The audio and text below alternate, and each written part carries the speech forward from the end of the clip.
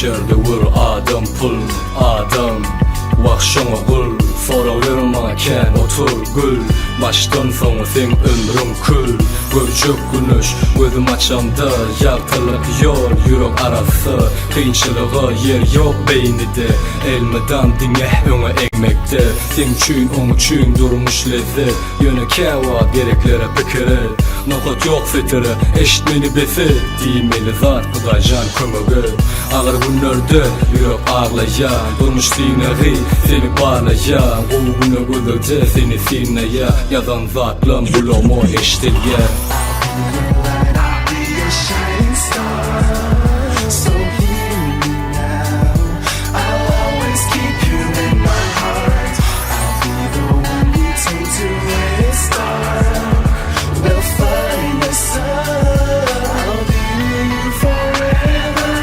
Я никогда не терял веру, любовь и надежду. Иду по каменной дороге, как и прежде. Волчья стая скалит злые оскалы. Я верю в то, что время залечит все мои раны. Но только на душе рубцами остаются шрамы. Когда прошлое мелькает перед глазами. Когда уходят те, кто считались тебе друзьями. Наедине с самим собой, серыми днями жизнь становится игрой с лицами из масок. Сюжет написан лицемерами из черных красок. И там путь один, только одна дорога. Вера в Бога, вера до гроба. Ты слышишь меня, вера до гроба. И эти строки, я уверен, не понять многим. Ведь этот мир уже давно становится убогим. Никто не придает значения мыслям глубоким. И с каждым днем это повод быть более жестоким.